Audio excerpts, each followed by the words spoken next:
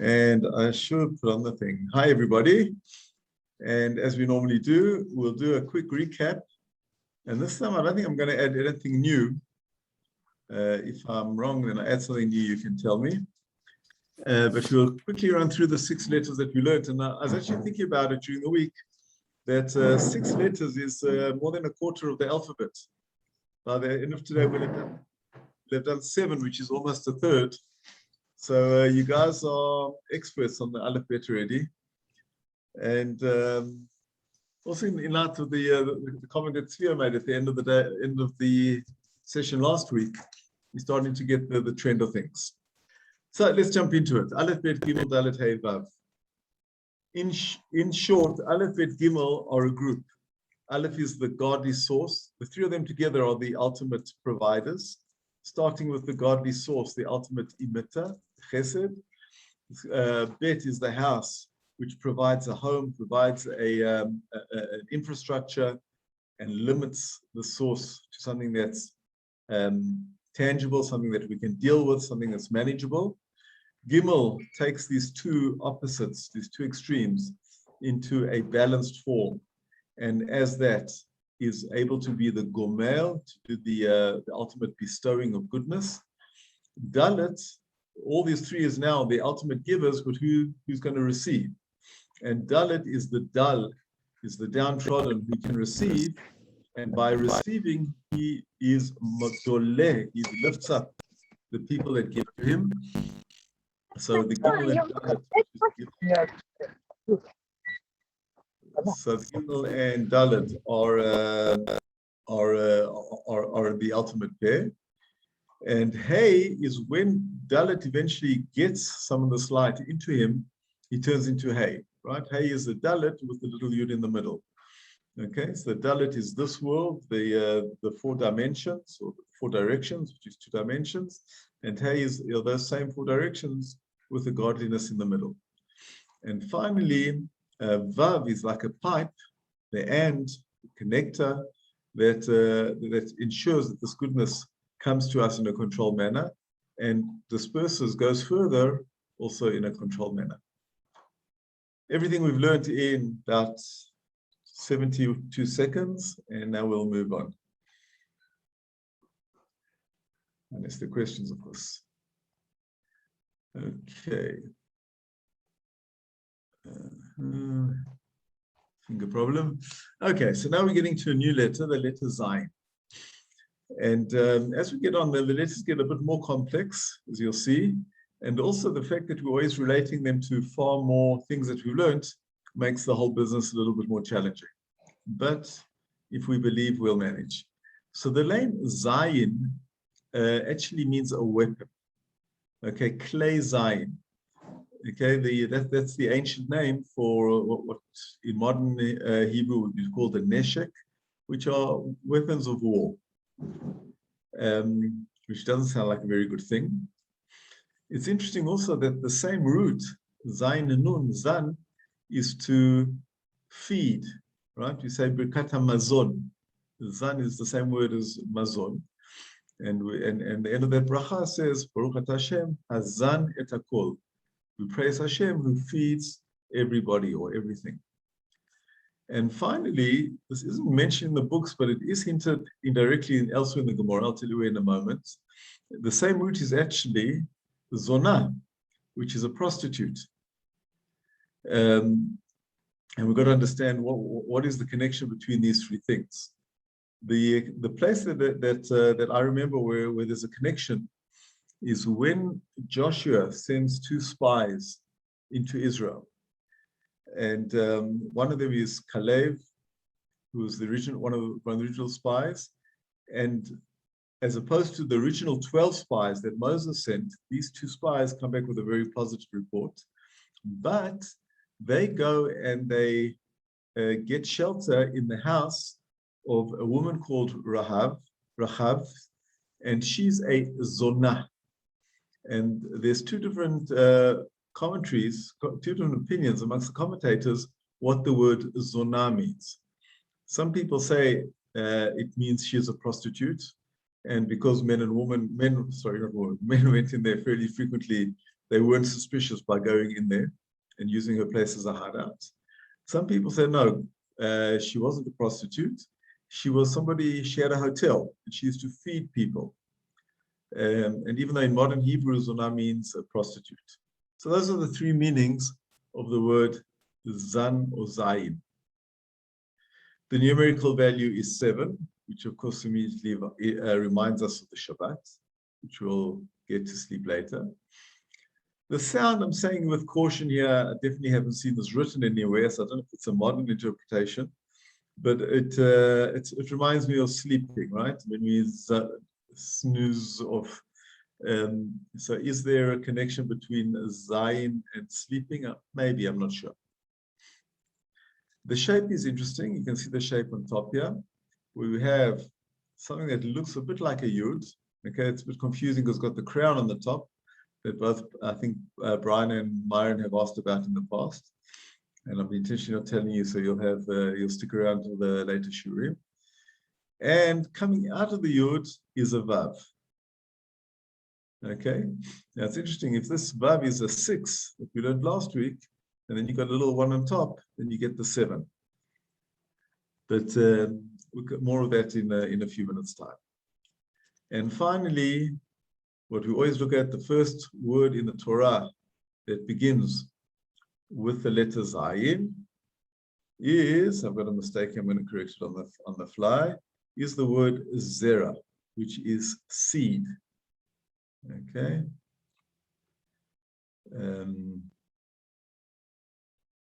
Hold on.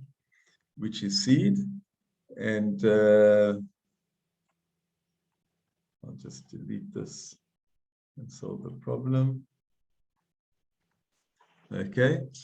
And what as a seed got to do with all of this, right? The verse is the 11th verse in the Torah. Vayomer Elohim tatshe haaretz teshe, esev mazria zera etz pri ose pri lemino, asher zar'o bo al haaretz. God says, let the land give off grass, grass that will spread forth seeds. Okay, that's the word zera. And then also mentions the trees, eitz pri, ose pri, that make the fruit, lemino, asher zar'o bo al haaretz vayichen. Okay, so what does all this mean? From what I've learned and from what I've seen from the different meanings, the number 7 is the driving force in the physical being that helps it do something. It's what gives a person or an entity motivation, and therefore it can have different expressions. It can have expressions of constructive expressions, and it can have destructive expressions. It can feed, and it can destroy, as weapons do, and it can also be a source of the drive of illicit sexual relationships, and that is the zona. Okay. Now the Zayin, I'm going to actually jump to the shape first before we go on to the 7. And as we said before, it's got a yud on the top, and the vav comes out of it. You can probably guess already that I'm going to say that the yud is the source, right? The yud is Hashem. The yud is the ultimate source of all spirituality, and the vav is the pipe. And the two of them together constitute actually the whole world. And if I said earlier that the vav has the value of 6, which are the 6 days of the week, or as we said last week also, they're not only the 6 days of the week, but the 6 directions, north, east, west, south, up and down, then the yud on the little dot, the yud, is the point in the middle that brings it all together. It's the spirituality that drives it and makes it one. And this same spirituality is what actually does everything in the world. Okay, so on the one hand, we think that prostitution is a negative thing, and it is a negative thing. We think that war, fighting, is a negative thing. On the other hand, both of these are drives that could be positive and could be negative. And I'll give you examples. starting with prostitution, or not necessarily prostitution, illicit relationships.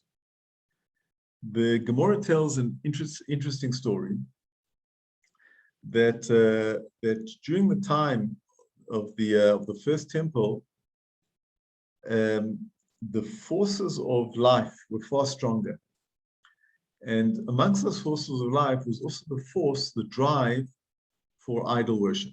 Now, for us, it's very hard to understand today what is idol worship. I mean, who builds an idol and then believes that it's God and starts praising him or giving him presents, whatever? But the Gamora explains that at the time, there was such a drive for godliness and for love of spirituality that it drove also an equivalent negative drive. And the rabbis got together and they prayed to Hashem that he'll remove this negative drive from the world. And he did that. And that's why today we don't really have a ta'ava, a desire to worship idols. There are some people who even today in India, other places in the Far East, that maybe in South America, that worship idols still. Some opinions say Christianity is a type of idol worship, because they have the cross and the Trinity. Even if it is, it's a more delicate, more refined type of idol worship. But the reason why we don't have the drive in the world as a whole is because at the time that drive was reduced by the prayers of the rabbis. And then the rabbi said, you know, there's another major drive in the world which also causes a lot of problems, and even today it causes us a lot of problems, and that's the sexual drive.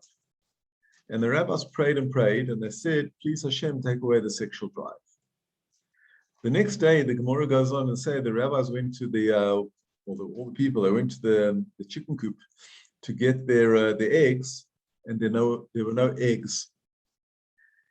And the reason why there were no eggs is because the chickens lost their sexual drive. And the rabbis realized that without the sexual drive, which has a lot of negative consequences, there can be no continuity in the world.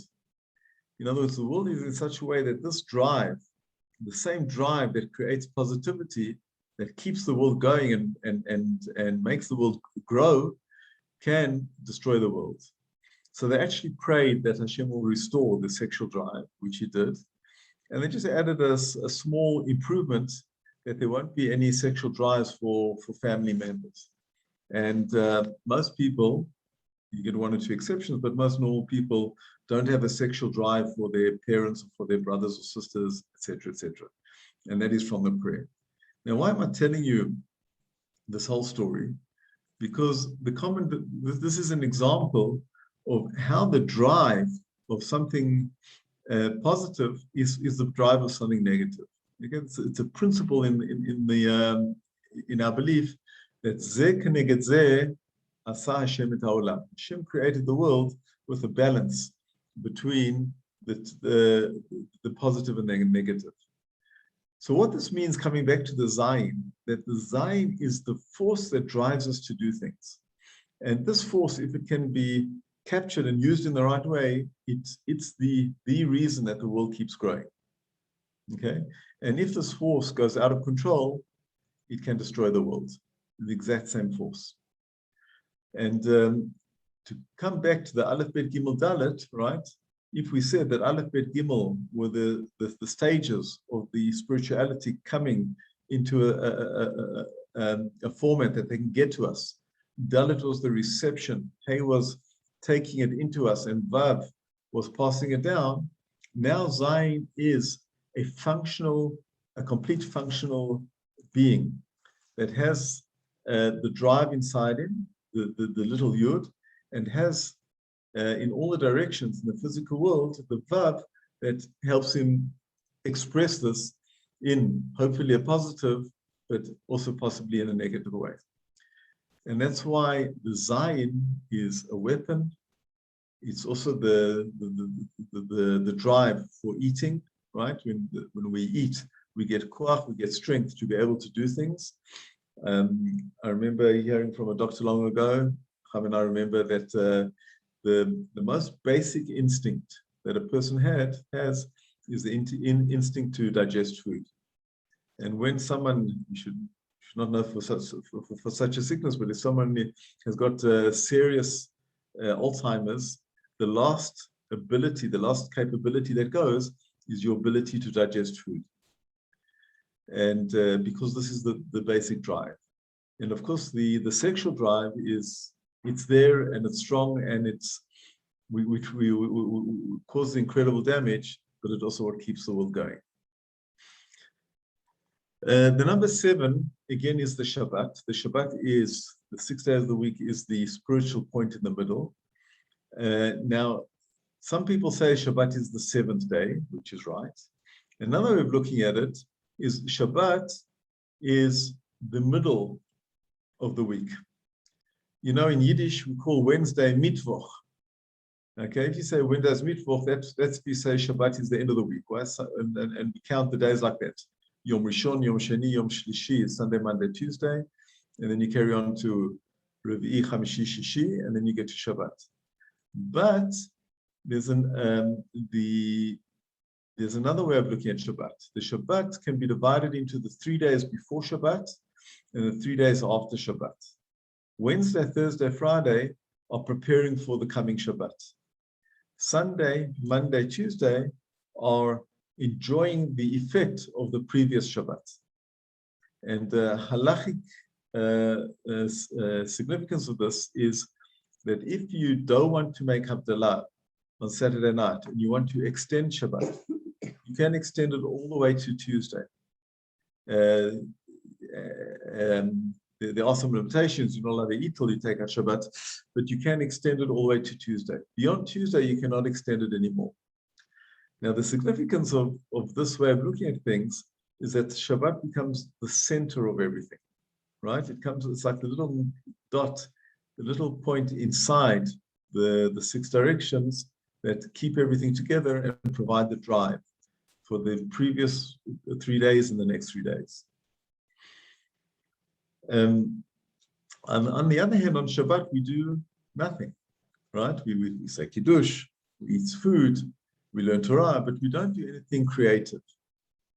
And Dafka, by not doing anything creative, gives us the strength to be very creative in the remaining 6 days of the week. I think a similar idea, and this brings us to the sound that's maybe sleeping, is comparing sleep to Shabbat. You know, one of the in the morning when we wake up, there's a series of brachot, of blessings that we say, and these are according to the different stages of getting up. We thank Hashem for freeing us from being bound in our blankets. We thank Hashem for helping us stand up and stand upright. We thank Hashem for clothing, etc., etc. The first of these brachot is Baruch atah Hashem Elokeinu melech haolam asher natan lasechvi bina lavchin ben yom v'layla. We thank Hashem for giving the rooster the wisdom to differentiate between day and night. And Rav Kook explains that if you understand that the whole reason that you go to sleep is to have koach to do things the next day, then your sleep is not wasted time. In fact, your sleep is part of your constructive work that you do afterwards. So the sleep becomes almost like a physical expression of what Shabbat is spiritually. The sleep becomes the time when you get that little yud inside you to give you strength to do the vav things that you have to do in the remaining hours that you're awake. So we already explained what the shape's all about, the vav and the little dot on top, right? Which everything comes from the yud coming down.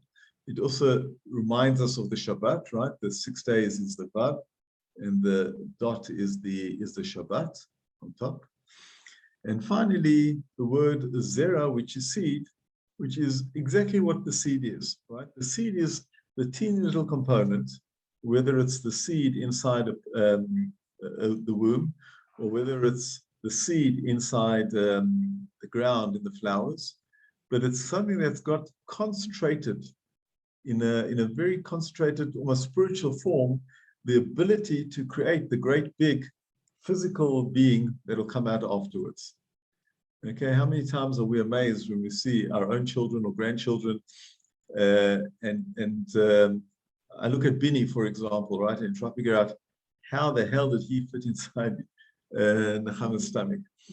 Okay, and the beauty is that he came from a seed that we cannot see with our bare eyes, and that is the Zayin. That is the koach, right, that provides life, that's within the physicality, and then afterwards allows the physicality to flourish. Any questions while I take a breath?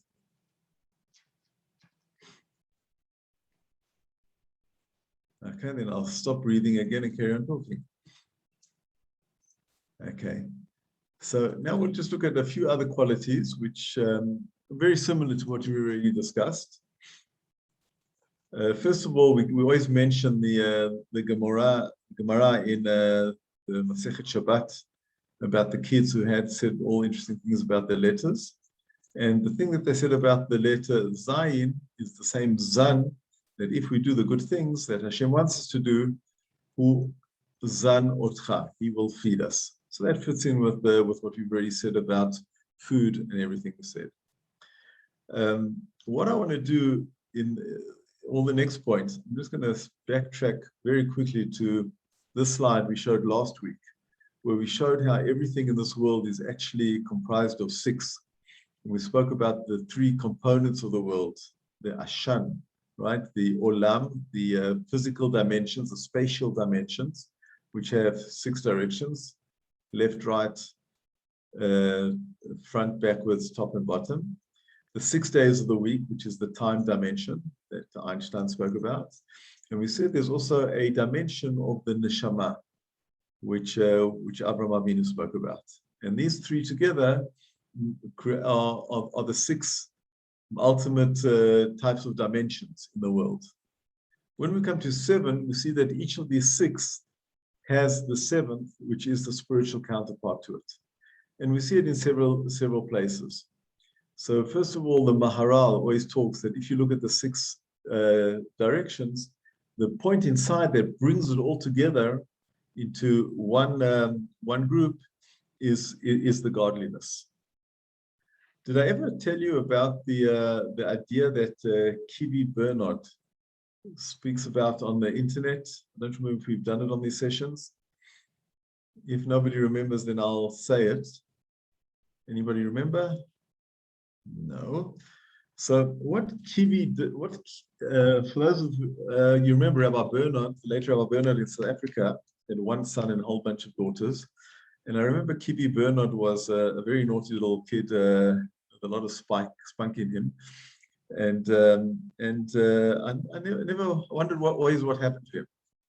And about 10 years ago, I saw this article in the paper that about this Jewish person that was asked by Bill Gates to give a lecture at Microsoft's yearly convention. And this person was none other than Kiwi Bernard. Apparently he's become a well-known lecturer to companies. He lectures on the topic about how to run a business according to the behavior of leopards. Okay, he explains that his late father always used to take him to the game reserve, to the Kruger Park, and he loved looking at the leopards. Apparently the leopard is a unique animal compared to any of the other animals of prey. And the uniqueness of the leopard is that the lion has a fixed plan that he always does when he attacks animals. And so does the tiger, and so do all the others. The leopard, as opposed to them, he doesn't have a fixed plan. He stays there, he watches his prey. And once he's learned how his prey behaves, he adapts his attack according to his prey. And Kiwi Bernard took this to the way that to manage a business strategy. Don't decide what's a good strategy and build your business. Look at what the rest of the world is doing. Look at what your competitors is doing, and then build your business strategy around this. Anyway, what happened is he's become a world-renowned speaker on this. And Bill Gates asked him to come talk at the yearly conference of Microsoft. And he says, with pleasure. He said, let's open our diaries. And he tells him the date. He says, oh, I can't do that. It's Shabbat. But it wasn't Bill Gates. It was one of his senior VPs talking to him. So the VP says, well, tell us what you charge and we'll give you the extra money for working on your Shabbat. So he said, no, it's nothing to do with money. I just don't work on Shabbat. That's all about it. And they tried and they negotiated. And then eventually, the first and last time in history, Microsoft had their company event on a Sunday. And Kivi was the guest. And apparently a few months later, Bill Gates was in his helicopter.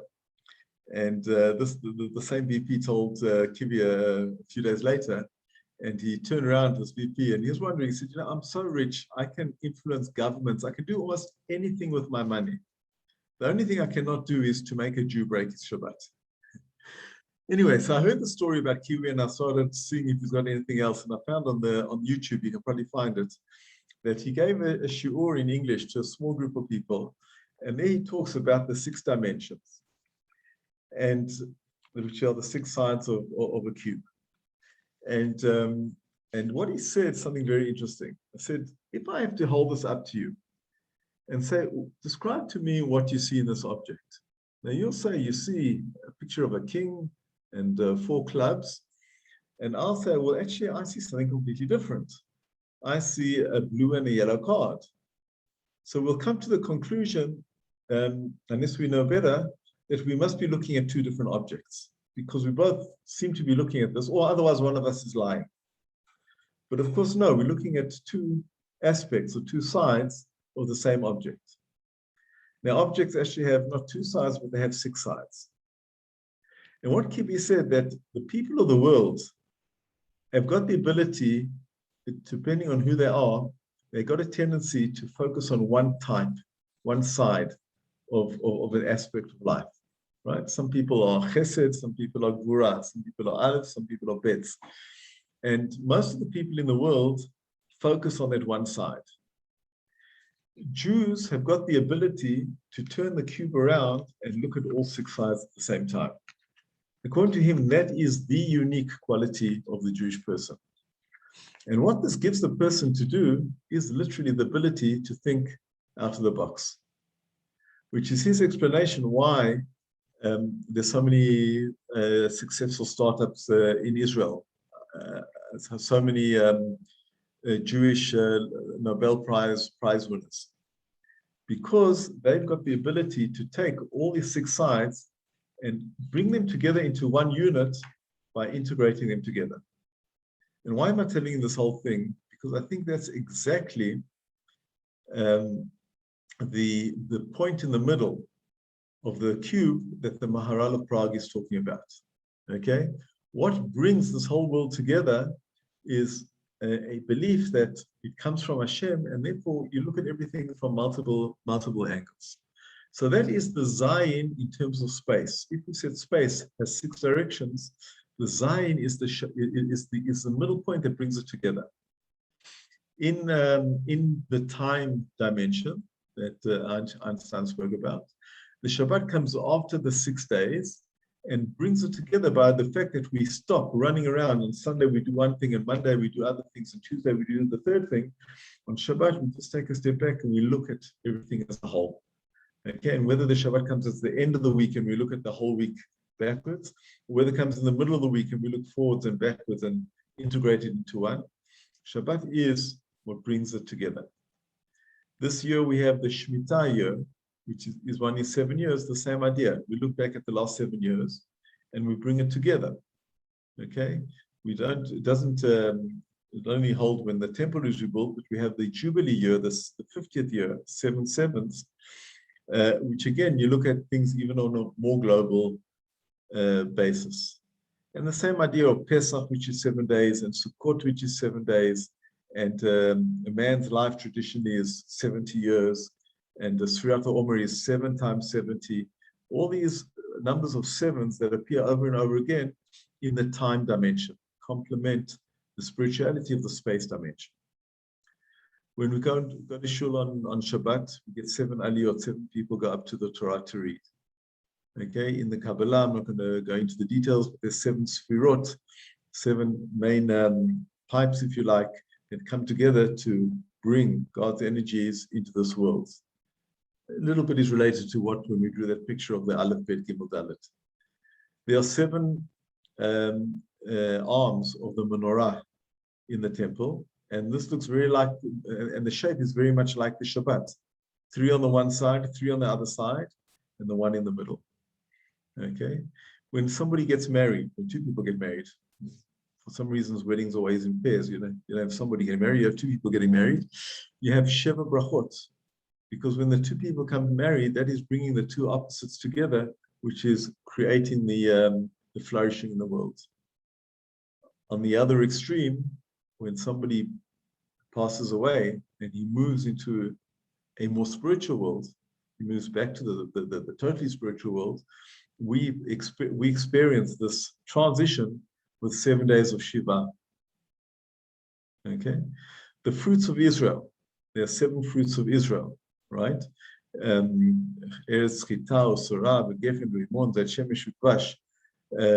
This tells us that everything that flourishes, the liveliness that comes out of the Holy Land, right, which is the source of life for the whole world, also comes in the number 7. Again, why the 7? So because when we have the godly drive driving the nature, that's when you get fruition. In the lulav, which is also made up of plants, there are 4 kinds of beings in the lulav. But if you count how many individual items there are, there's 1 etrog, there's 1 lulav, there's 2 aravot, and there's 3 hadassim. Altogether, there's 7 different items. Okay, and on the same Sukkot, we walk around with this lulav 7 times around the Sefer Torah, the Bima, and we dance 7 times in circles on Simchat Torah. Again, everything comes in 7 because 7 is when we add life to the physical being. One I just remembered now that I forgot to write in, the lovely custom of and under the chuppah, the groom walks up and then the bride walks around him 7 times.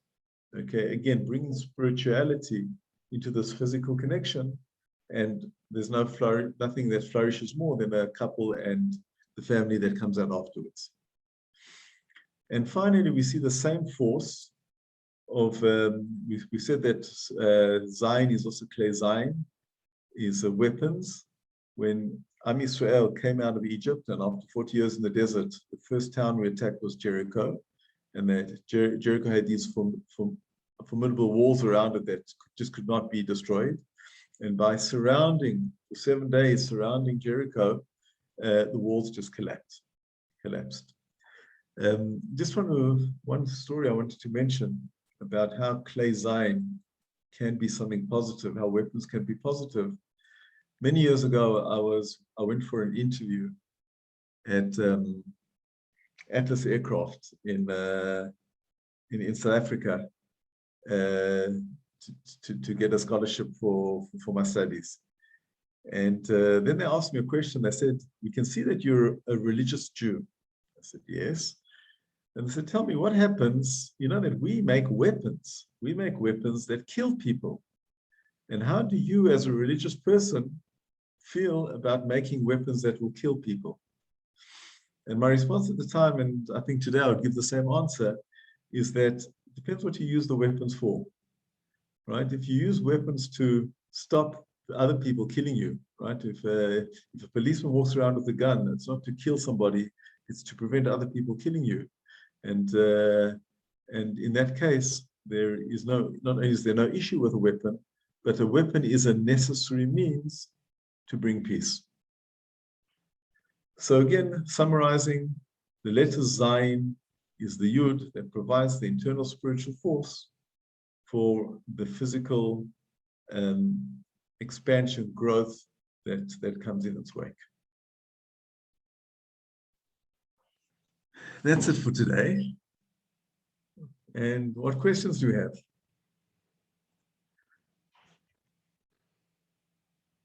Okay, nothing. I'm going to stop the recording.